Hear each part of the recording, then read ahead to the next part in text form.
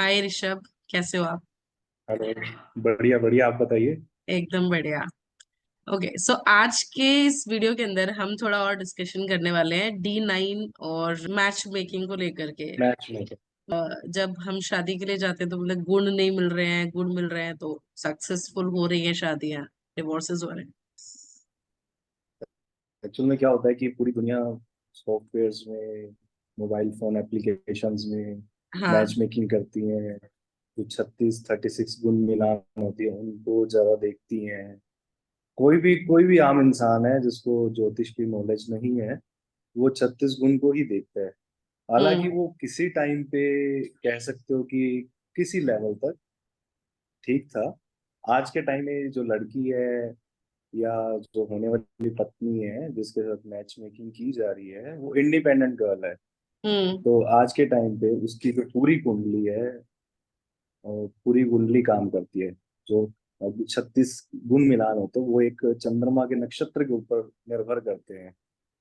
ठीक है, तो वो पूरी जब इंडिपेंडेंट हो गया कोई, तो पूरे अपने कर्म कर रहा है, हर एक्टिविटी उतना ही कर रहा है जितना कोई लड़का कर रहा है। तो वो पहले के टाइम पे लड़कियां डिपेंडेंट होती थी लड़के पे, तो वो अलग मैटर था। आज के तारीख में हम उसको कंसीडर किसी लेवल तक कर सकते हैं, पर मेनली उसको नहीं लिया जा सकता। क्या क्या पॉइंट्स हम इसमें और कवर करते हैं? एक, अगर आइडियल मैचिंग की बात करें, क्योंकि जनरली बहुत सारे एस्ट्रोलॉजर्स भी सिर्फ खाली गुण मिला करके बोल देते हैं कि इसके साथ इतना गुण मिल रहा है। गुण सक्सेस मिलान कैसे में देखेंगे सिर्फ मैरिज के? मैंने जो देखा है अभी तक, जो सीखा है और जो समझा है, कुंडलियों में देखा है, तो उससे ये पता चलता है गुण मिलान में जो नाड़ी दोष होता है, हाँ। सिर्फ उसी पे एक ध्यान देना चाहिए। क्योंकि नाड़ी दोष क्या है कि ना, जब चाइल्ड बर्थ होता है ना, हाँ। तो वो उसको दर्शाता है। तो उसमें कोई प्रॉब्लम क्रिएट ना हो, ठीक है, तो नाड़ी दोष जो कंपेटेबिलिटी है गुण मिलान में, उसको देखना जरूरी होता है। नहीं तो वो आगे चलकर परेशानी किसी लेवल तक देता है, अगर बाकी प्लैनेट्स उस चीजों को दर्शा रहे हैं। ठीक है, लेकिन ये भी नहीं है कि नाड़ी दोष नहीं मिल रहा है तो चाइल्ड बर्थ में दिक्कत होगी। अगर कुंडली में होगा तो वो, मतलब कि जैसे होता है ना कि हर एंगल से ही वो परेशानियां खड़ी होनी शुरू हो जाती हैं, तो वो एक सपोर्टिव लेवल पे या एक खराब करने के लेवल पे वो हम्म। काम करते हैं। लेकिन 100% उसको फिर भी नहीं लिया जा सकता। 100% तो कुछ भी नहीं होता है।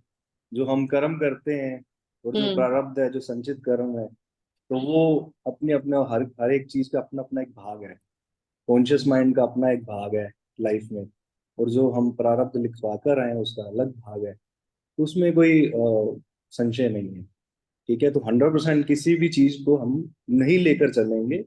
ये नहीं है कि अ, एक डाउटफुल सिचुएशन, लेकिन ये चीजें मतलब जैसे देश काल पात्र, अगर अगर जो पात्र है, जो पर्सन है, जो कॉन्शियस माइंड जिसका काम कर रहा है, ठीक है, तो अगर वो ही कोई चीज नहीं चाहता है, मान लो बंदूक है, बंदूक की ट्रिगर आप नहीं दबाओगे तो गोली चलेगी कैसे?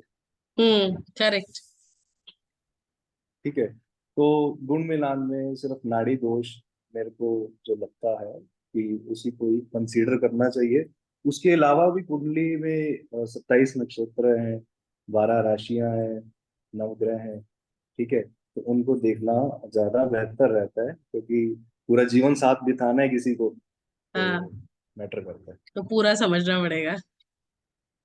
मतलब यहाँ पे है। ऑब्वियसली प्रायोरिटी अगर हम रखते हैं, ये सबसे पहले तो इंसान दौड़ा छूटा जाता है, मैच मेकिंग खोलता है, डिटेल्स डाला और चेक कर लिया। तो सबसे पहले प्रायोरिटी कहाँ देनी है? अब नाड़ी दोष जैसे दे दिया आपने, बताया कि नाड़ी दोष को हम देखते हैं। हम्म। आफ्टर नाड़ी दोष हमको सेपरेट चार्ट देखना चाहिए, या मतलब exactly what should be the ideal procedure सबसे फॉर चार्ट सबसे मेकिंग? पहले तो हमें क्या लेकर चलना है? सबसे पहले हमें क्या लेकर चल रहा है कि सबसे पहले तो इंडिविजुअल चार्ट को हम देखें कि उसकी ओके। मैरिड लाइफ कैसी है। ठीक है, फिर उसके बाद मैच मेकिंग पे आएंगे। अगर मान लो किसी की जो मैरिड लाइफ लिखी है वो बहुत अच्छी लिखी है, हम्म। तो अगर सपोज किसी ऐसे पर्सन के साथ उसकी शादी हो रही है जिसकी खराब लिखी है, तो एक तरफ बहुत अच्छा और एक तरफ से खराब, जब दोनों मिलेंगे तो एक न्यूट्रल सिचुएशन हो जाएगी। और अगर दोनों की शादी खराब लिखी हैं, तो जब दोनों मिलेंगे तो वो ऑटोमेटिकली खराब हो खराब हो जाएंगे। जाएगा। और कुछ चीजें ऐसी भी होती है जो प्रारब्ध में लिखी गई है और उनको हम बदल नहीं सकते। और उसमें रेमेडी मेरे को किसी लेवल तक काम करती है, लेकिन जो कुछ चीजें नवमास में अगर कुछ ऐसा बैठ के है प्लेनेट कि वो खराब कर ही रहा है उसको, तो उसको थोड़ा सा मेरे को तो समझ नहीं आता कि उसको बदल सकते हैं हम। हम्म। ठीक है। अब कर्म है तो कर्म किए हैं तो भोगने तो पड़ेंगे। अब वो कैसे भी भोगे, किसी भी रास्ते से वो निकले, हाँ। वो तो निकलेगा ना। तो सबसे पहले हम जब देखते हैं तो इंडिविजुअल कुंडली की बात करता हूँ। तो पहले तो मैं पर्सन का सबसे पहले मैं ये समझता हूँ कि शादी देखना एक, ठीक है, आप सेवंथ हाउस से देखें अच्छी बात है, वो उसी से ही देखी जाती है। लेकिन पर्सन की जो उसका जो करेक्टर है, जो उसका चरित्र है या उसकी चित्त वृत्ति है वो कैसी है। वो कहाँ अगर से वो मान लो देखेंगे? पर्सन ही, वो तो आप डिग्निटी देखोगे ना, लग्न आधिपति को देखोगे, लग्न को देखोगे, कितने उसके लग्न के ऊपर कितने बैड अफ्लिक्शंस, ठीक है, कि बुरी दृष्टि किसी प्लेनेट की कैसे, कोई पाप ग्रह कैसे क्या काम कर रहा है, कोई शुभ ग्रह उसकी, मतलब कि उसकी जो डिग्निटी ही बोलेंगे आप उसको, कि उसका जो लेवल है कितना स्ट्रांग है। या कह सकते हो कि पहले तो आप ये देखिए ना कि कितना पानी में है कोई हाँ। पर्सन, कितना उसका करेक्टर अगर अच्छा ही नहीं होगा तो वो शादी क्या टिक टिक पाएगी उसकी, अच्छी क्या लग पाएगी। और दूसरा आता है सेवंथ हाउस। सेवंथ हाउस में एक तो जो पाप ग्रह रहते हैं उनको हम थोड़ा, मतलब कि उन पे थोड़ा कंसंट्रेट ये करना पड़ता है कि पहली बात तो सातवें घर में कोई प्लेनेट ना हो तो बढ़िया रहता है। ओके। तो अगर और हो कौन कौन से जाए तो प्लैनेट अच्छे नहीं फिर होते हैं उसको, सातवें घर में? जैसे सातवें घर में जैसे बुध है, हम्म। मरकरी है, तो मरकरी क्या है कि उसका मरण कारक स्थान है बुध के लिए। और नपुंसक ग्रह है, तो मरकरी को ये सूट, जो हाउस है वो शादी का घर सूट बिल्कुल भी नहीं करता है। और वैसे भी जो मरकरी है ड्यूअल चीजों को दर्शाता है।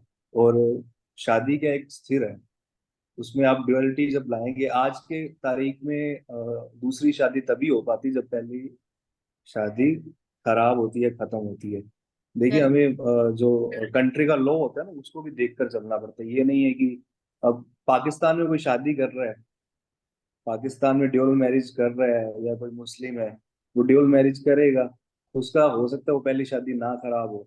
लेकिन कोई हिंदू है, ठीक है, या सनातन धर्म को फॉलो करता है, तो अगर वो उसके लिए तो लो है ना, तो उसको देखना पड़ेगा उसी हिसाब से। और बाकी जैसे शनि हो गया, शनि कोल्डनेस को दर्शाता है, तो शनि भी मैं समझता हूँ कि अच्छा नहीं होता है। और जैसे अलग अलग क्वालिटीज, जैसे मंगल आने पे क्या है कि अग्रेशन थोड़ा बढ़ जाता है रिश्ते में, ठीक है। तो बाकी सूर्य अस्त होता है वहां पे, हम्म। ठीक है। तो बाकी जो ग्रह हैं वो मिला जुला सा फल देते हैं, ठीक है, तो शादी शनि खराब नहीं करते एग्जॉल्ट लेकिन होता है कुछ सातवें चीजें। घर में, तो वो फिर वहां पे अच्छा रिजल्ट नहीं देगा। मतलब एग्जॉल्शन में है अपने सबसे अच्छी पोजीशन पे जाकर के बैठ रहा है, तो मैरिज के लिए वो वहां पे कैसे प्रॉब्लम क्रिएट करेगा? एग्जॉल्टेड जब होता है कोई प्लेनेट तो उसके मूल त्रिकोण को आपको देखना बहुत जरूरी है। अगर उसका ओके। कोई मूल त्रिकोण है, अगर मूल त्रिकोण अगर उसका कहीं ना कहीं खराब हो रहा है, ठीक है, और उसी उसी जहाँ पे मूल त्रिकोण है उसमें अगर कोई प्लेनेट बैठा है और वही प्लेनेट नवमांश में कहीं ना कहीं गड़बड़ कर रहा है उसके साथ, तो वो उसको अफेक्ट करता है बहुत ज्यादा। एग्जॉल्टेड आ गया या नीच का कोई ग्रह आ गया, तो आप सीधा उस पे नहीं कर सकते हो कि उस पे सीधा निष्कर्ष नहीं निकाला जा सकता किसी भी चीज का। तो वही है ना, 100% कुछ भी नहीं होगा। तो एक बेस्ट आइडिया हम लगा हम्म। सकते हैं, और बेस्ट आइडिया ही अ, अच्छे से काम करता है, हम्म। ठीक है। ओके। और और दूसरा हम इंडिविजुअल चार्ट में क्या देखेंगे कि अगर किसी का छवें घर का अधिपति, six Lord of six house, and Lord of द्वादश। 12वें घर का अधिपति जो है वो एक दूसरे से 6-8 एक्सिस में ना रहे। ओके। 6-8 की जो एक्सिस रहती है वो हमेशा खराब लॉर्ड्स, रहती है एक दूसरे से। सिक्स्थ हाँ, एंड ट्वेल्थ के जो 6वें घर लॉर्ड्स का हैं वो अधिपति 6 और 8 के और 12वें घर एक्सिस का में ना हो। में नहीं, एक्सिस में ना हो। और अगर 5-9 में होते तो वो अच्छे रहते हैं। फिर तो से वो 6-8 एक्सिस जो रहता है छठे और 12वें घर का इंडिविजुअल चार्ट में, तो वो हम्म 6-8 एक्सिस में नहीं रहने चाहिए इन दोनों के अधिपति, दोनों घरों के। तो वो भी क्या है कि वो इसलिए क्योंकि जो 7वें घर का प्रारब्ध है, जो छठा घर होता है किसी भी घर से, वो उसका प्रारब्ध होता है। 7वें घर का जो प्रारब्ध है, 6th हाउस, वो द्वादश है। और जो व्यक्ति है, जो लग्न है, उसका जो प्रारब्ध है वो 6वां घर सिक्स। है, 6th हाउस। ठीक है। तो प्रारब्ध अगर एक दूसरे के 6-8 एक्सिस में चले जाएंगे, एक दूसरे के साथ कंपेटेबल नहीं रहेंगे, जीवन साथी का प्रारब्ध साथ में लिखा होता है, वही खाते हैं, वही जगह पे सोते हैं, वही सब कुछ रहता है, ठीक है, एक ही प्लेस पे रहते हैं, तो वो प्रारब्ध होता है तभी वो ऐसा हो पाता है। अगर 6-8 का एक्सिस रहेगा तो वो प्रारब्ध उसका कहीं ना कहीं गड़बड़ ही है। ये इंडिविजुअल चार्ट में है। अगर सपोज किसी एक पर्सन का तो 6-8 एक्सिस में है और जिसके साथ मैच मेकिंग करी जा रही है, दूसरे पर्सन का या लड़की का या लड़के का 5-9 एक्सिस में है उसी के चार्ट में, ठीक है, एक दूसरे के प्लैनेट्स को मिक्स नहीं करना है, उसी के हम्म चार्ट में अगर के 6th और 12th हाउस के जो प्लैनेट्स है, लॉर्ड है, अगर वो 5-9 एक्सिस में है, 5-9 एक्सिस में होना बहुत अच्छा रहता है। तो उससे क्या होगा, एक साइड पे तो खराब है, एक साइड पे अच्छा है, तो वो दोनों का न्यूट्रल हो जाएगा, मिला जुला हो जाएगा, ना ज्यादा अच्छा होगा ना ज्यादा खराब होगा। तो उसको कह सकते हो कि आप वो ठीक है, फिट है। लेकिन वो अगर एक्सपेक्ट करो कि बहुत अच्छी लाइफ चलेगी, हम्म हालांकि वो आज के टाइम पे तो सिनेमा मुश्किल है। में, मूवीज में ज्यादा एक्सपेक्टेशन लोगों की बढ़ा दी है, ठीक है, तो हाँ, उसकी वजह भी आज की तारीख में परेशानियां हो रही हैं। लेकिन इतना कोई, वो दूर के ढोल सुहावने होते हैं, वो बहुत कम लोग होते हैं जिसका जैसे 5-9 दोनों लड़का लड़की के चार्ट में 5-9 वालों की शादी करवा दो तो वो लोग तो जलेंगे उनको देखकर, ओके। यार ऐसे भी चाहे कोई उसमें कुछ कुंडली रहते मिल रही अपने। है या नहीं मिल रही। नहीं, ये प्रारब्ध है। अगर उसमें अगर उन दोनों के प्रारब्ध अच्छा पहले से जो एकत्रित करके लाए हैं वो हम्म कर्मों को, तो वो तो रहेगा ना। और उसके बाद हम जो देखेंगे, उसके बाद हम देखेंगे क्योंकि दोनों के लग्न है। मान लो हम्म एक का लग्न है 5 नंबर, लियो, असेंडेंट है, सिंह राशि है लग्न में, और एक का है सपोज 6वीं 6-8 एक्सिस में है, तो वो भी नहीं माना जाएगा कि ये एक तरह से अच्छा मैच है। अगर दोनों, अगर लड़का लड़की के जो असेंडेंट लॉर्ड है, अगर एक दूसरे से 5-9 एक्सिस में आते हैं, सपोज लड़के का जो लियो असेंडेंट है और वो फॉल कर रहा है टॉरस साइन में, लड़की के। ठीक है, और, और जो लड़की है उसका जो लग्नाधिपति है मरकरी है, और मरकरी फॉल कर रहा है वर्गो में या कैप्रिकॉर्न में, तो वो टॉरस से 5-9 में फॉल करते हैं, ठीक है। तो तो वो वैसे ये लग्न राशि भी से देखना है इसका, ना हमको। हाँ ये राशि से देखना है आपको, ठीक है ना। वैसे तो इसमें लग्न भी 5-9 हो गया और आपका जो असेंडेंट लॉर्ड है वो भी 5-9 में आ चुके हैं, तो ये भी एक तरह से बेस्ट रहेगा दोनों के लिए, ओके। ठीक और है। कौन सी। और वैसे 6-8 को देखेंगे तो वो अच्छा नहीं रहेगा।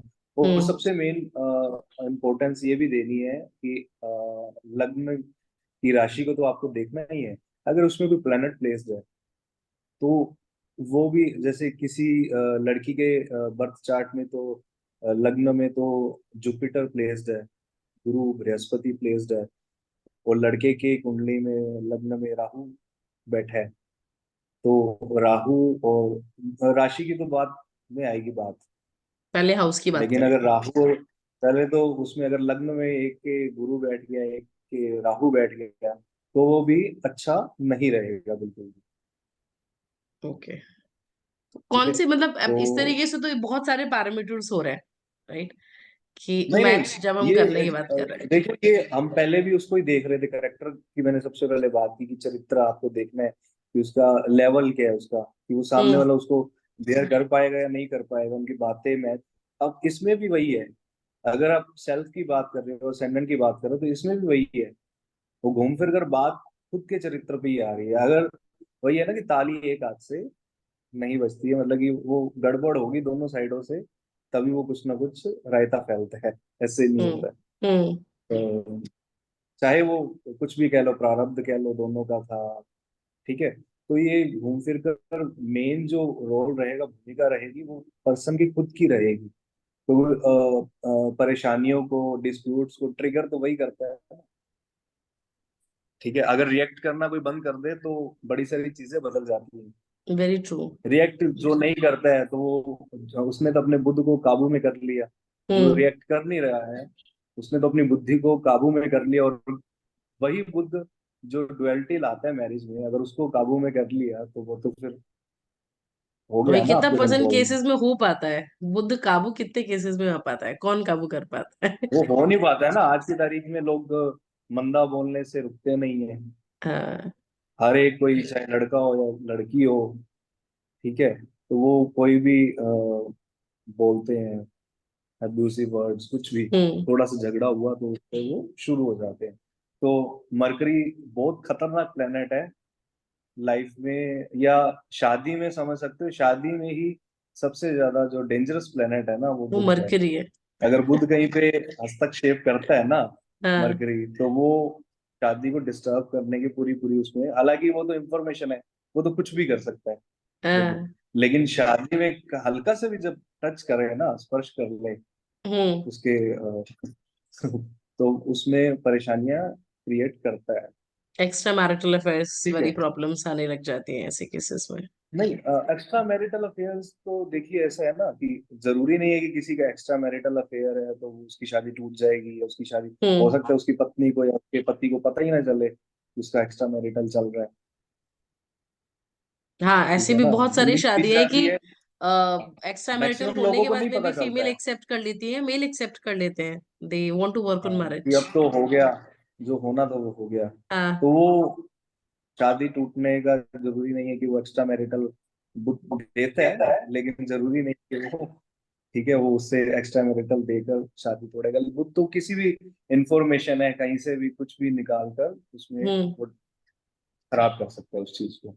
तो ये तो वही हो गया कि करेक्टर पे अपने आप को, सबसे पहले तो करेक्टर पर्सन का देखना है। अगर करेक्टर सही है ना, तो अगर लड़की में बल है, सतीत्व है, तो फिर हम्म। वो मरे हुए को भी जिंदा कर लेगी। जिंदा कर लेती है। चलो इस टाइम पे जिंदा नहीं कर पाएंगे तो चलो रिश्ते को जिंदा तो रख पाएंगे।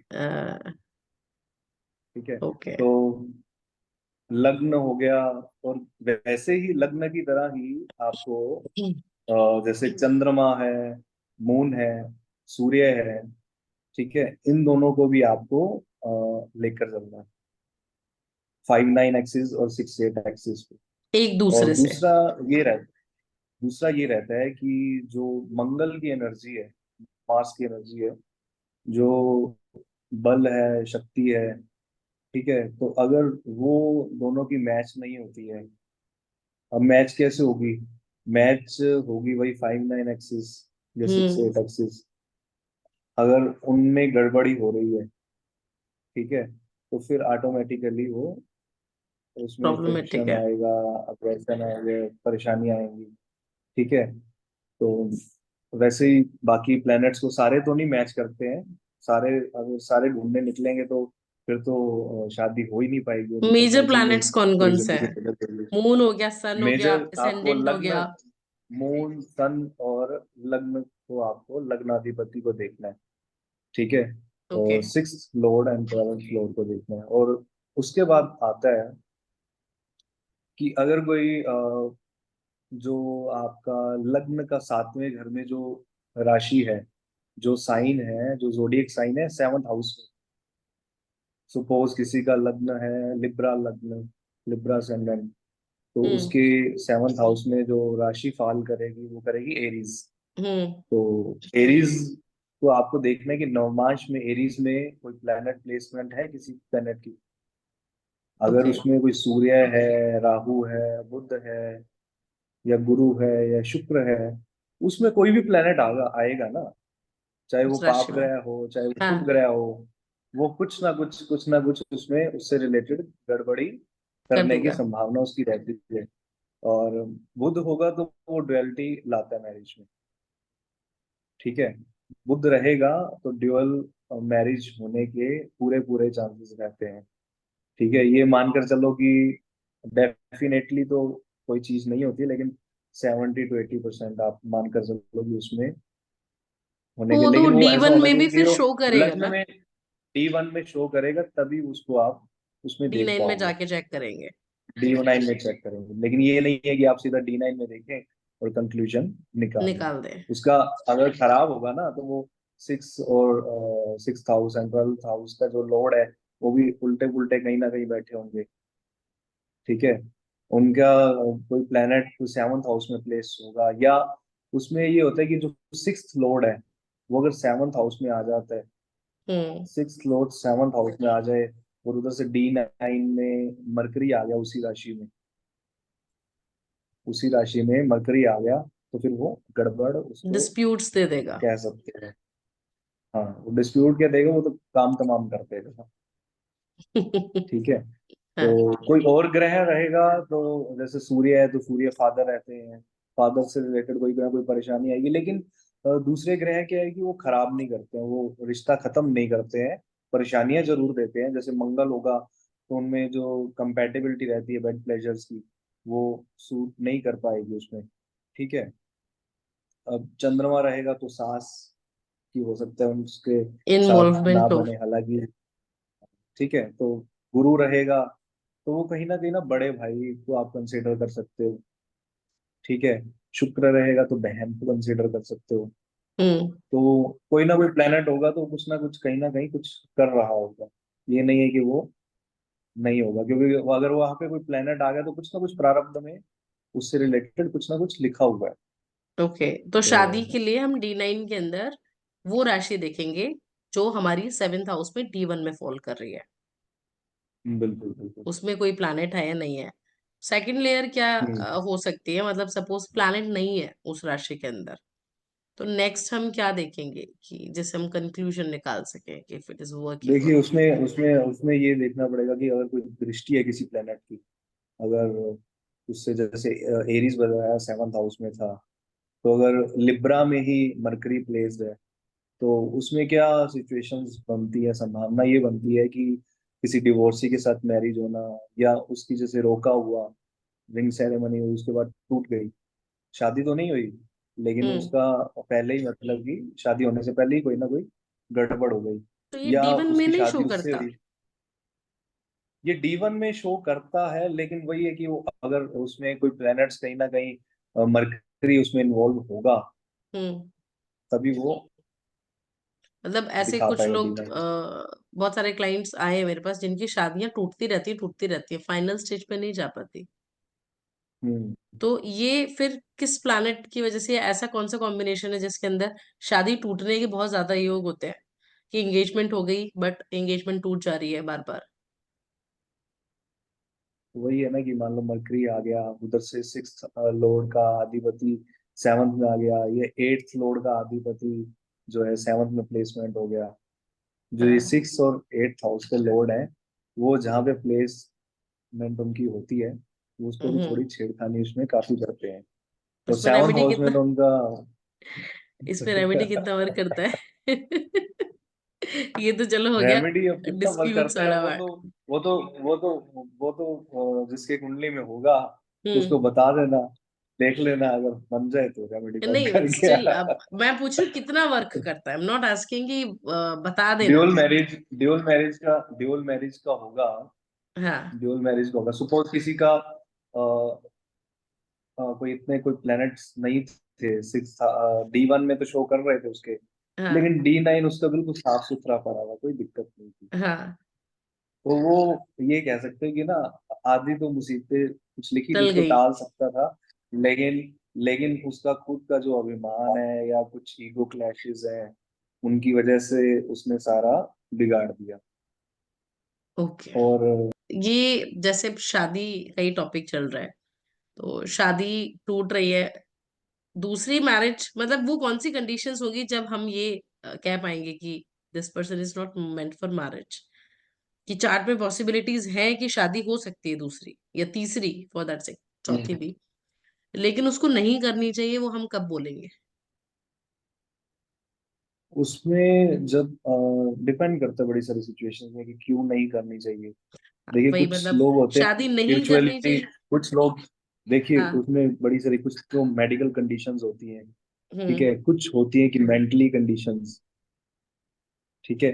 किसी को स्पिरिचुअली मूव करना है अपनी लाइफ में, कोई भक्ति में जा रहा है, कोई सन्यास के भाव में जा रहा है, वो उसका जो पैरामीटर रहेगा वो अलग रहेगा। अगर किसी को मेडिकल कंडीशंस है उसका पैरामीटर अलग रहेगा। तो ये दो तीन चीजें हैं जिनसे देखना पड़ेगा। अगर कुछ लोगों का क्या है कि जैसे सन्यास का योग है, कुंडली में। जैसे किसी का शनि और केतु है, और शनि केतु, हालांकि ये नहीं मैं कहूँगा शनि केतु बहुत लोगों के रहते हैं कुंडली में, तो ये नहीं है कि, लेकिन अगर उसको देखिए शनि क्या है कि प्रोफेशन करियर का कारक है। अगर हाँ। उसको कोई डिस्ट्रॉय करने की कोशिश कर रहा है ना प्लैनेट्स, हाँ। अगर उसको डिस्ट्रॉय कर रहे हैं कुछ प्लैनेट्स, तो उससे क्या होगा कि जो उसका प्रोफेशन है, कर्म, वो उसको बाधा पड़ रही है, बाधा हो रही है, तो ऑटोमेटिकली वो क्या है कि वो उस संन्यास में जाने की मतलब उसकी संभावना होगी, या संन्यास नहीं लेगा तो उसका एक तरह से मन हट जाएगा। ठीक हम्म। है, ये तो हो गया एक तरह से संन्यास, ये एक शनि के तो एक एग्जाम्पल बताया है। इसके अलावा भी बड़े तो सारे ये जैसे हम शनि D1 में चंद्रमा। देखेंगे, मतलब का ये सारे जो योग हम चेक डी करते वन हैं, में, डी वन में ही देखेंगे योग आप, सारे डी वन हम में ही देखेंगे, लगन में देखेंगे। लगन में देखेंगे।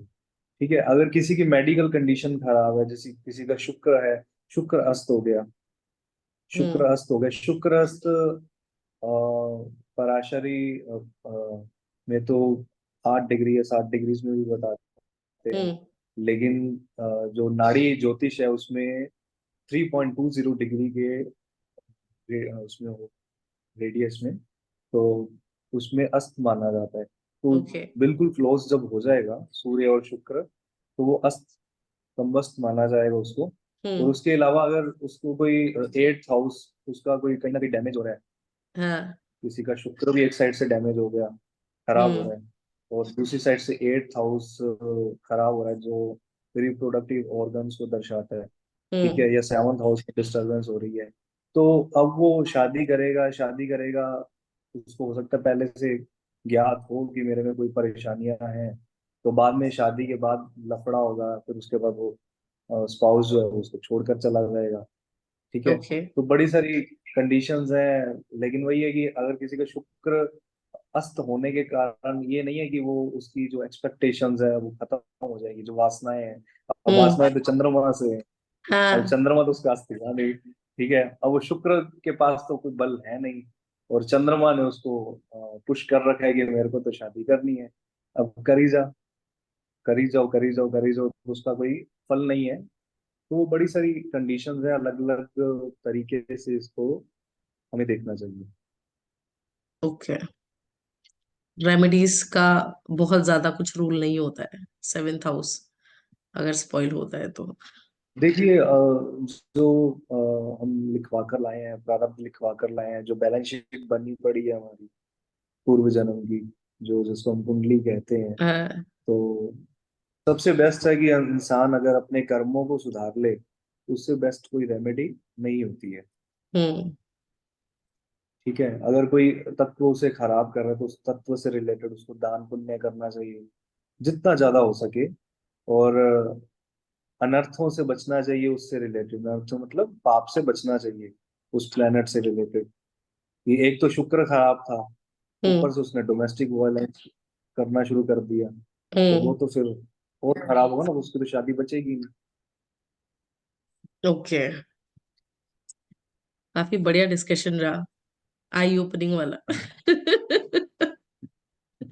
ठीक है, तो मेन क्या है कि लोग ज्योतिष क्या है कि अकेला ज्ञान नहीं है, ये हम्म। कॉन्शियसनेस है, हमें समझाता है कि हमें जिंदगी में चलना कैसे है।